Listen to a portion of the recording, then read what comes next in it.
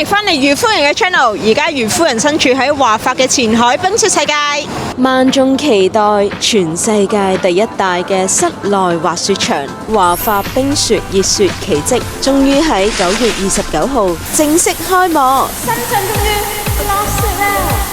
今次鎖定光明嘅美爵酒店，關鍵係佢有環島中港通嘅跨境巴士直達，無論係去滑雪場啦，甚至係去光明其他景點玩都好方便。今集我會分享好多嘅資訊同埋攻略俾大家，記得睇到最後啊！精彩內容盡在漁夫人 channel。Yo， 大家好啊！今日係9月26日，漁夫人身處喺光明嘅美爵酒店，有好嘢梗係要益大家啦！光明美爵酒店同華發冰雪熱雪奇蹟推出聯合套票，平時入住大約600零蚊，而買套票閒閒地都平幾百蚊噶，超級抵玩！大家亦都可以去 KKday 或者 Klook 度買飛，每日朝早同下晝都有一班車喺香港開出，直接去到美爵酒店，大約個零鐘頭，35蚊起。等我簡單介紹一下呢間酒店。佢係光明區首家5星標準嘅國際連鎖酒店，距離地鐵6號線、13號線嘅鳳凰城僅僅8厘米，擁有北歐風嘅客房，配備智能嘅家居，室外恆溫泳池同埋健身中心，隔離有唔少嘅商場，而且光明有好多嘅景點可以去，例如光明農場、科技館、虹橋等等。9月28號起，虹橋站正式開通啦！大家去呢度呢，唔使再打車去啦，非常方便啦。之前漁夫人都有介紹過光明，可以睇翻呢啲嘅影片。之後漁夫人都會同光明人一齊發掘更加多嘅光明好去處，敬請留意啦。好 ，ready。未去滑雪場之前，介紹一下呢間房先啦。首先一個浴室啦，然之後就一個水吧啦。2張嘅單人床，好舒服啊，同埋有一陣嘅香味啊。有張工作台、sofa， 最重要就係呢個靚景。咁我哋今日嘅行程就會先去華發滑雪場，返嚟再食自助晚餐。夜晚餐廳仲請咗 Eason 嘅 keyboard 手 KK 老師，到時可以同佢一齊合唱。咁第二日呢，我哋有一個自助嘅早餐，下晝再去光明附近逛下街，最後就返香港啦。今次要多謝光明美爵酒店同埋華發冰雪熱雪奇蹟嘅邀請，等漁夫人可以喺試業嘅當天9月26日率先為大家報道一下。點解漁夫人可以咁興奮呢？因為佢係全球規模最大嘅室內滑雪場之一啊！就喺香港嘅隔離深圳，當然要去打下卡啦。如果喺美爵酒店過嚟滑雪場，大約半個鐘 ，total 可以問翻酒店 claim 翻50蚊嘅車費。除此之外，如果大家搭地鐵嘅話，喺福田口岸搭1個鐘，仲有一個方法就係打車啦。喺深圳灣口岸打車過去都係33分鐘。值得一提嘅係，為咗令大家方便去到滑雪場，特登興建咗一條嘅會展城站 ，B 出口一出嚟就係滑雪場啦。離遠仲未起好嘅係超感公園，擁有33米嘅室內潛水、衝浪同攀岩，非常期待啊！希望佢快啲起好啦。終於行到去門口呢度啦，出面有一個北海道嘅風情小鎮，應該有唔少嘅食肆。呢度有一個 VIP 嘅入口，咁就唔使同人逼入場啦。你睇入面仲裝修緊。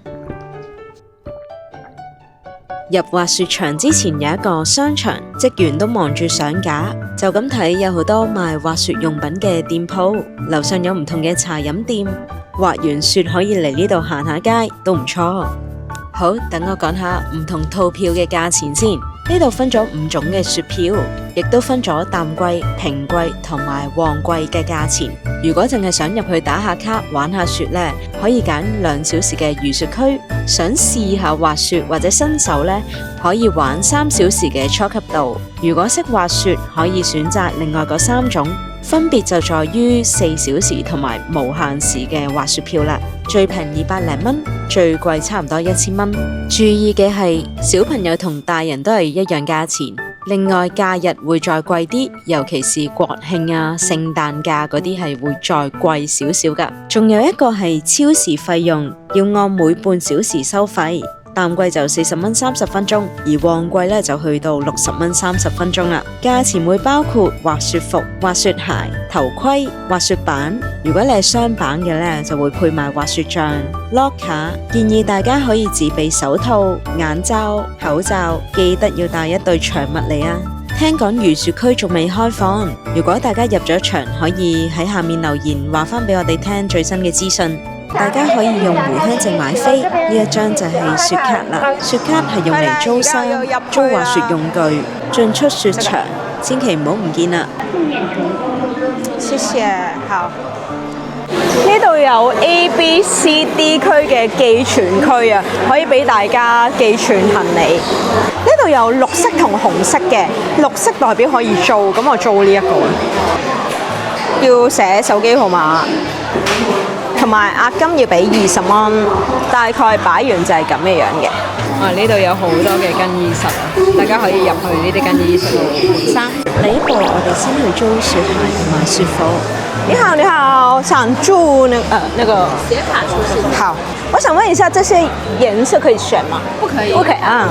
滑雪服係按照身高分唔同嘅顏色，150咧就黑色，160係紫色，而165係紅色。呢一刻我想自己有165啊，因為我想着紅色啊。呢一對係單板嘅雪鞋，好彩都有紅色啫。跟住我哋去租單板同埋頭盔。如果租雙板呢，要入咗雪場入面先有得租。哇，超新淨啊！呢塊滑雪板，我可能係第一個用佢嘅客人。仲有一樣嘢想提一提大家，有30分鐘係額外俾你換衫同埋換裝備。另外中途可以換板1次，出到去呢係唔會帶袋嘅，所有隨身物品要擺喺你嘅雪服入面。而家準備好晒，準備要入場啦！拜。我哋初學訓練班第一步就係點樣拎個板啊？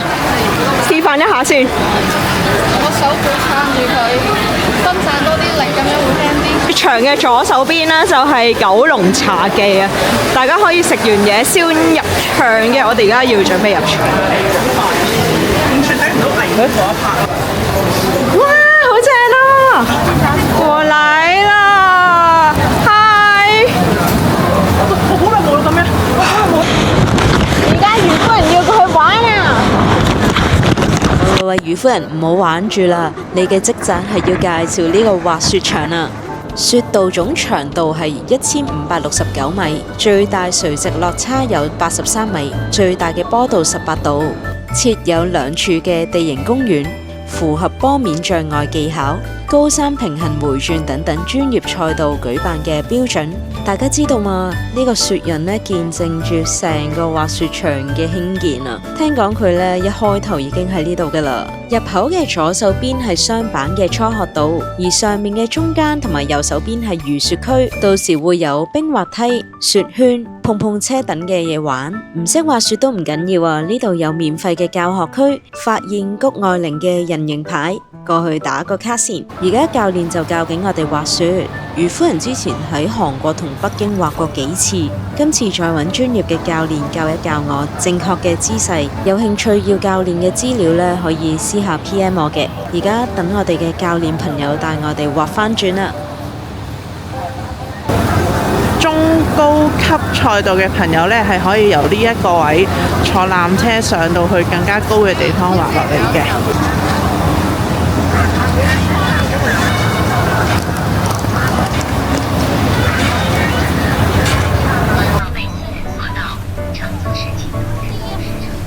呢度一共有2條嘅4人吊椅索道，每小時可以接載3200人上面。另外仲有4條單同雙人嘅魔毯。大家見唔見到左手邊嘅中級道非常之闊啊，而右手邊就係高級道啦，會比較窄少少，同埋比中級道斜少少，最大波幅呢係18度啊。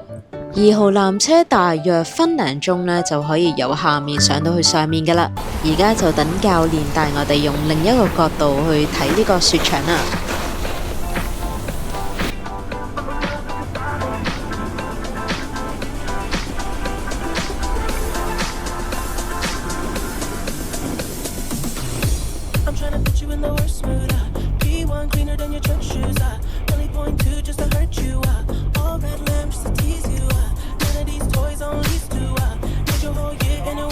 太凍咯，決定要離開啦。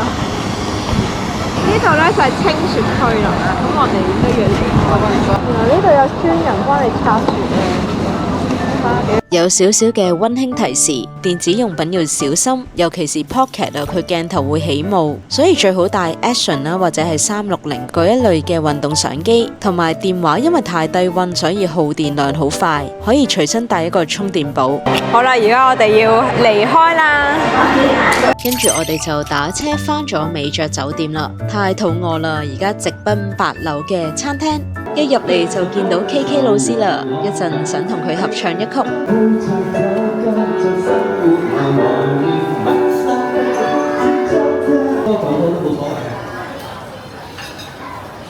最緊要係咩啊？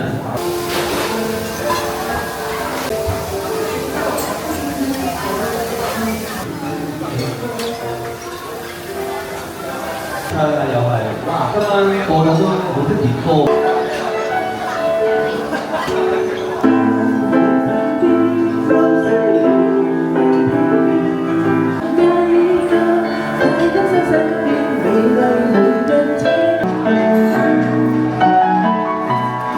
知唔知佢喺度做咩？佢喺度做緊嘢，佢嗰邊冇得插，擺唔低台面做嘢，所以佢要咁樣。最後滑完雪太攰啦，去咗酒店附近按摩，鬆一鬆，第2日就唔會咁痛啦。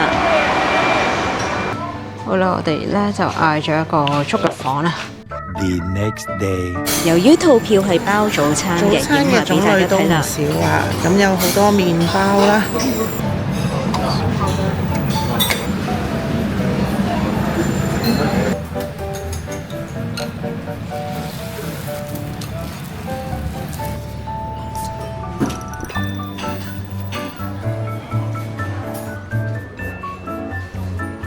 食完早餐之後，我哋就去咗光明區周圍玩啦。